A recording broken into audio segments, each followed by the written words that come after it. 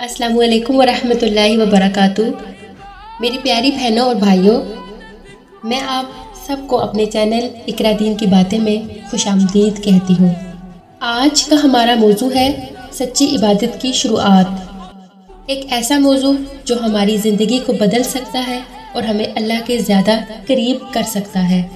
सवाल ये है कि सच्ची इबादत की असल शुरुआत कहाँ से होती है।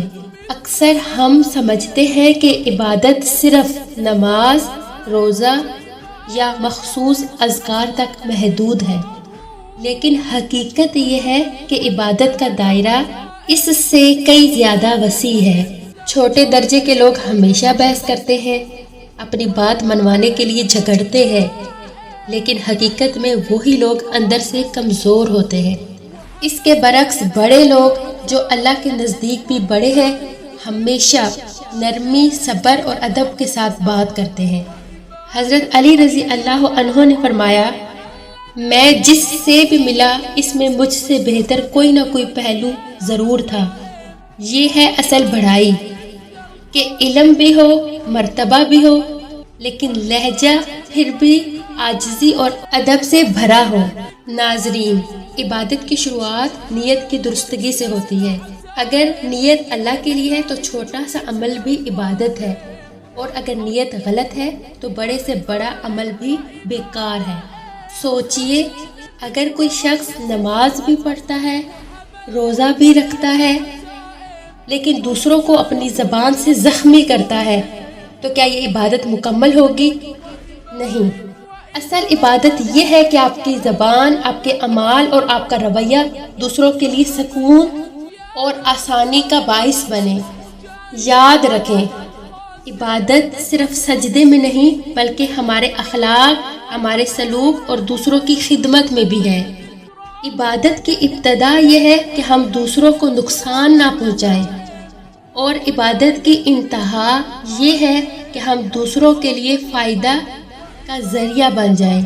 जैसे दरख्त जो किसी को नुकसान नहीं देता बल्कि साया देता है, फल देता है, हवा देता है, यही मिसाल एक मोमन की होनी चाहिए।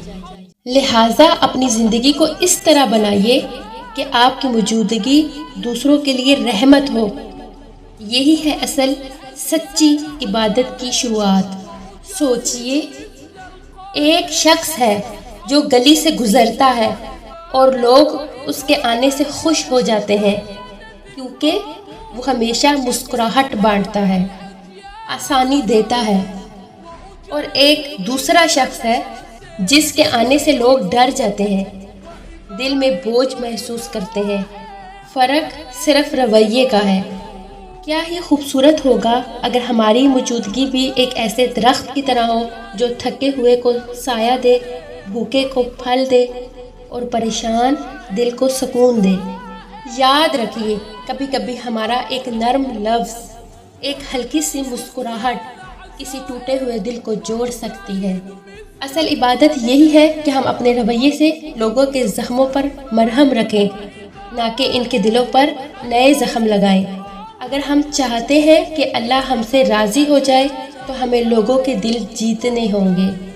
अगर आपको ये बातें अच्छी लगी है तो इसे सिर्फ अपने तक महदूद ना रखें, इसे ज़्यादा से ज़्यादा दूसरों तक पहुँचाएं, ताकि शायद आपकी वजह से किसी की ज़िंदगी संवर जाए।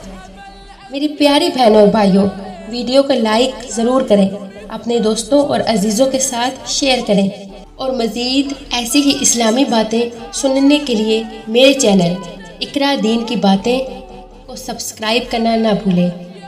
अल्लाह ताला हमें सच्ची इबादत की तौफीक अता फरमाए। आमीन। शुक्रिया।